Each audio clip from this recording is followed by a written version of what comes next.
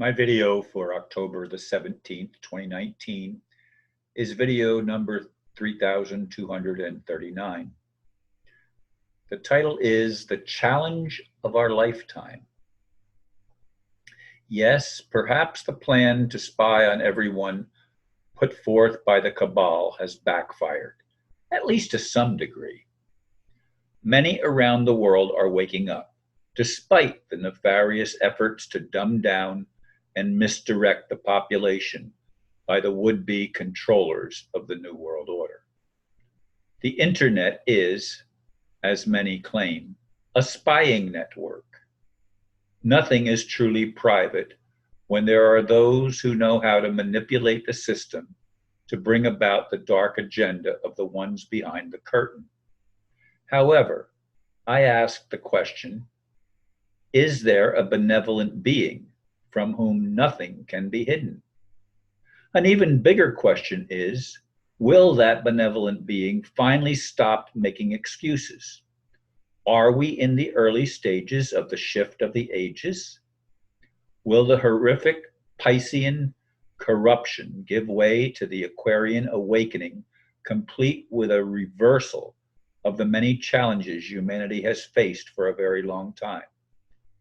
Is the reason so many holding office in the USA are fighting Trump because he actually has been taking steps to drain the swamp? Will he succeed? My challenge is, as it is for all of us, to use proper discernment in deciphering current events.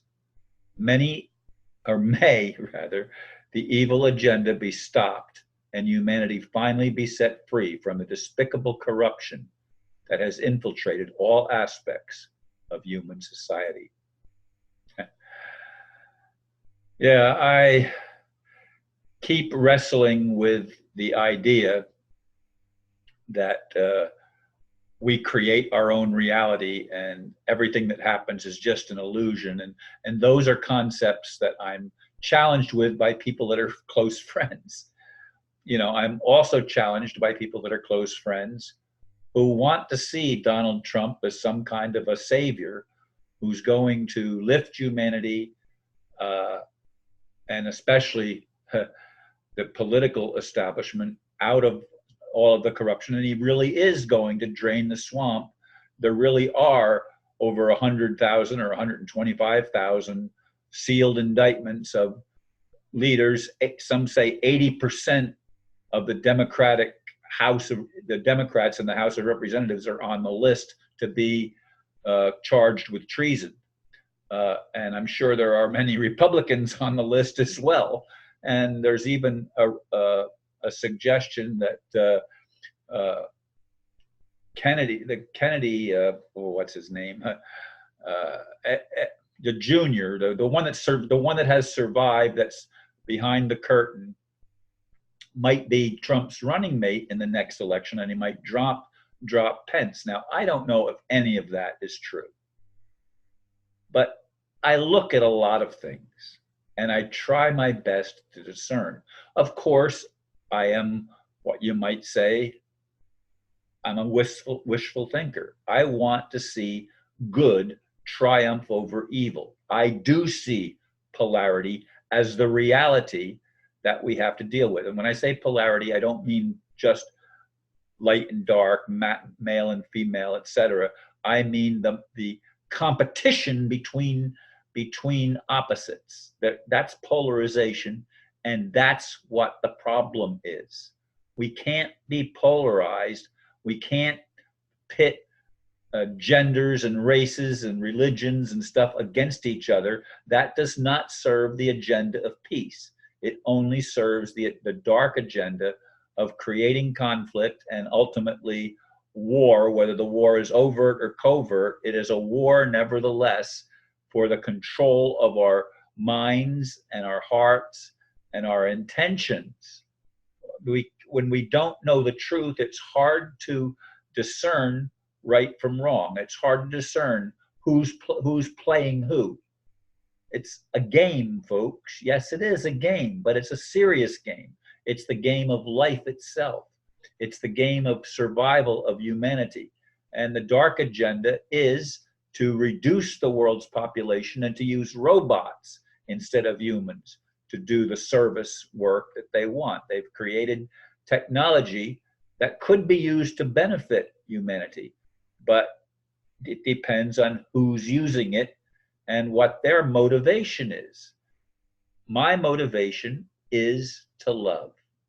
My motivation is to liberate humanity by getting us to look at what's going on around us and take the responsibility for it in the sense that we get out of the denial. The denial is a trap that enslaves us to get us to focus away from trying to find solutions and perhaps what I'm doing, looking to God or extraterrestrials to fix the problems. Well, no, I really don't want God to just fix the problems, because the real problem is as I see it, our DNA has been deactivated, most of it. It's not junk DNA, it's just manipulated DNA so that our talents, gifts, and abilities have been diminished to the extent that we're unable to have a proper perception of reality. And we are easily, therefore, entrapped in the game and the system of warfare. And it is warfare, as I say, keep saying. It's either covert or overt or covert, hidden or it's out in the open. But it's warfare nevertheless. It's good against evil. And people say, well, the good, as long as the good resists the evil will continue. That is such nonsense to me. It doesn't register. It doesn't make sense. It doesn't, my discernment, when my discernment kicks in, it says that cannot be. We must resist that which is evil. If we don't, we let it go on and we empower it. That is a deception, a new age deception that has been put forth by Esther Hicks and many others. Esther Hicks, of course, is the one that channels Abraham. And it's crazy. It's insanity to think that we can have positive change by a process of ignorance. And that's what ignoring the dark agenda is. It's ignorance. Ignoring and ignorance are the same thing. And it has to stop. It has to end. We have to wake up. We are here now in a three-dimensional reality. There are other dimensions that seem to be impinging on this reality.